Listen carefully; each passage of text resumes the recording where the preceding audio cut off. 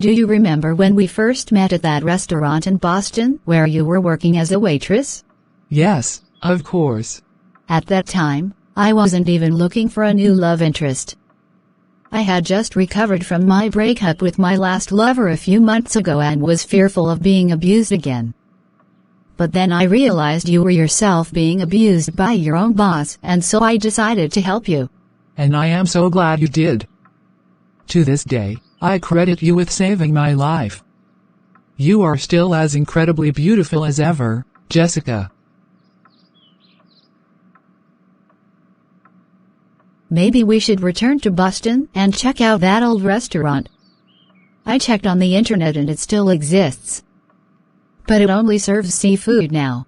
Actually, I was thinking of selling the Tuscany Tavern and having us move out of this town. I think we should move to Los Angeles to be closer to our daughters and our grandson. Who would you sell your restaurant to? You swore it would never be taken over by a giant corporation. I have already talked about it with Bella Sterling. She wants me to hire all 3 of her children to work there, so I think she is very dedicated to the place. She works hard as a waitress, a cook, and a manager. So be it.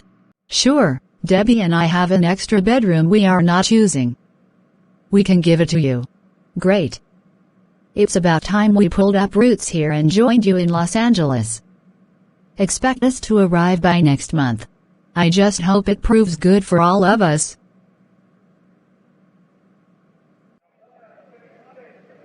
Well, this is it.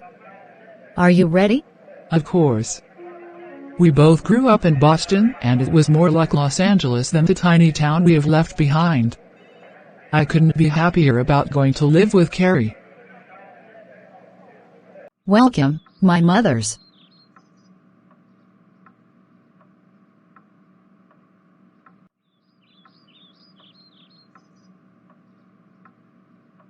Follow me and I will show you to your bedroom. We hope you find this acceptable.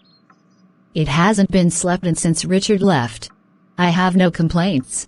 Any place Jessica and I can share will instantly be home to me. She is my everything.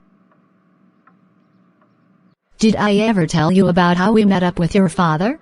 No, but it seemed like an odd coincidence that Lizzie Borden Up, the punk rock star you loved as a teen, was my father's mother. It was no coincidence. Elizabeth Leslie and I met for the first time many years after she had dropped out of the music scene to raise Martin. But she and my mother were neighbors. When I told Elizabeth I and Lucy wanted to have a child but couldn't adopt, it was her idea to have Martin sell us sperm samples. So why are you telling me now and not when grandmother Elizabeth and I first met? Because she made me promise to keep that I knew your grandmother Elizabeth beforehand a secret as long as she was alive.